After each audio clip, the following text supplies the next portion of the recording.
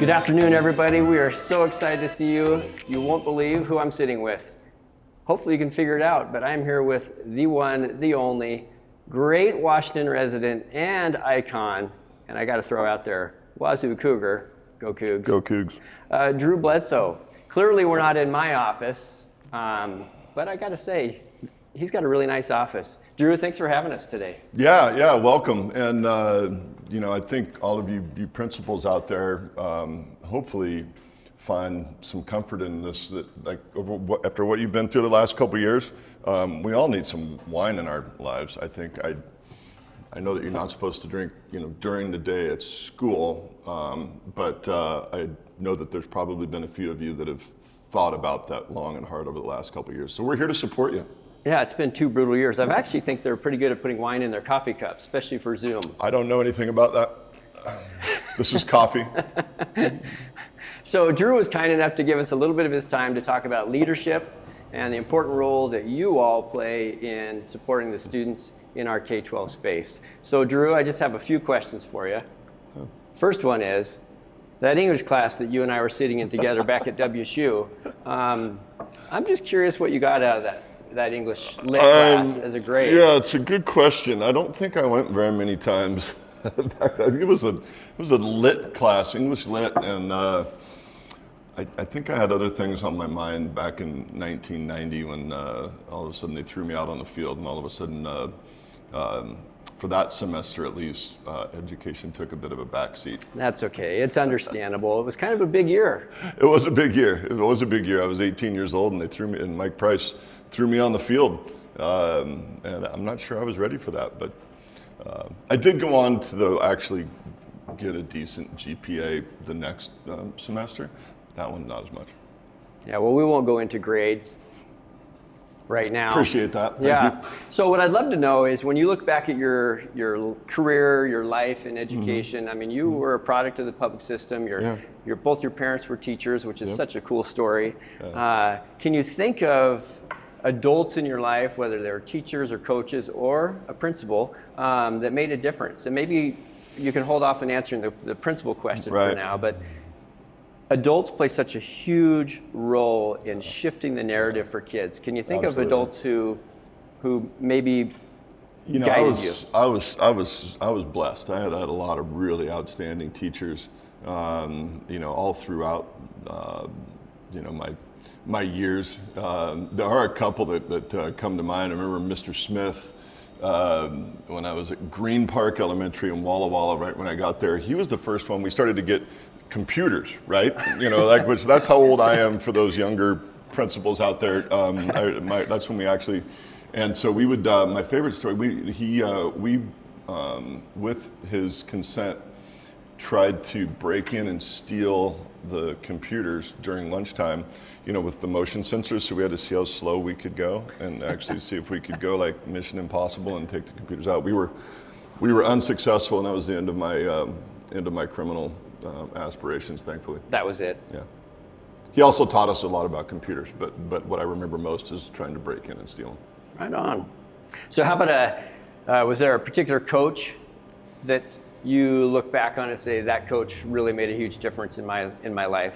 Yeah, there were a handful. I mean, you've had a few. Probably at the top of the list, that would be my dad. I actually had both of my parents were teachers when I was coming up.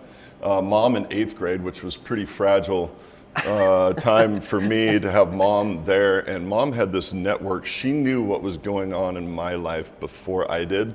I went to see her for lunch money one day, and she looked at me. She goes, "Oh, how are you doing?" I'm like, "Well, I'm fine." Why? She goes, "Oh, nothing." Well, next period, my girlfriend broke up with me. So mom knew I was getting broken up with before I did.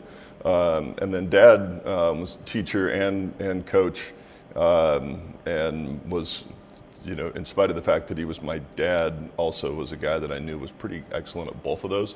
But yeah, man, there's so many formative people, especially when you're young, at helping to guide who you become, and made me proud that my folks were teachers.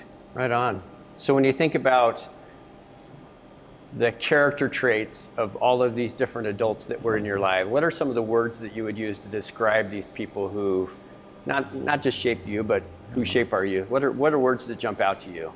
Well, I think the most important one at the very, very top of the list is, I think even when you're young, you get a sense for people that really, truly care about you. You can fake that for a little while, but you can't really fake it for very long.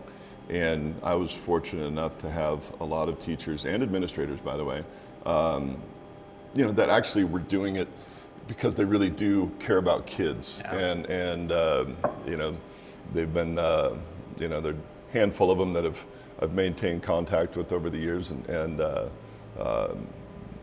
part that's at the very, very top of the list. And then once you establish that you actually really do care, then you have a chance to really impart important lessons that are bigger than just, reading and writing, things that actually carry you on, through your life from a character standpoint. Right on. Yeah. So,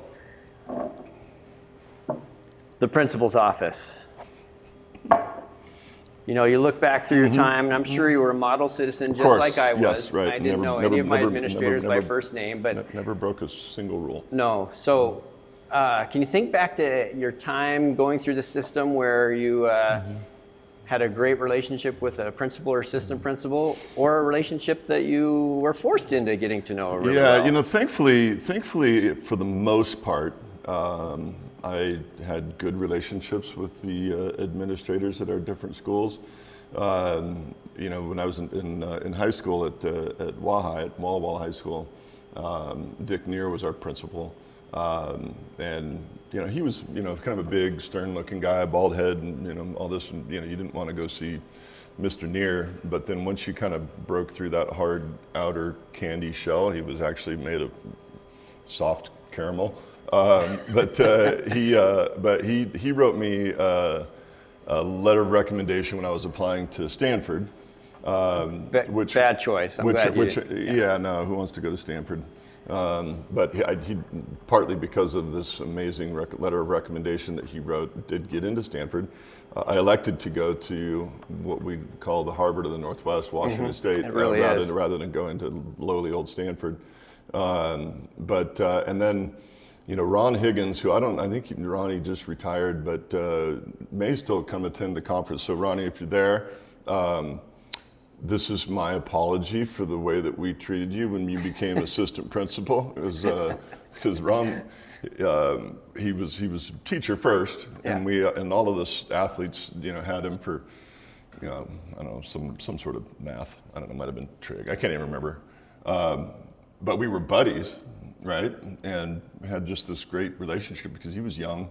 Well, when he became the vice principal, we treated him the same way that we treated him in math class, which was not particularly respectful. So, Higgy, if you're here, first of all, I apologize for calling you Higgy in front of your peers. But we love you. Sorry, we were kind of jerks.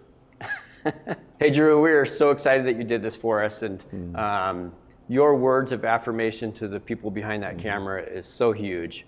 We have about 800 elementary, middle, and high school assistant principals and principals from across the state sitting out there right now. Cool. If you could tell them one thing about just what they just endured during the last 2 years. I can't imagine. What would it be? Oh man, well look, my mug here, I don't know if you can see this, but it says grateful. I think it's actually my wife's, but it is appropriate for this.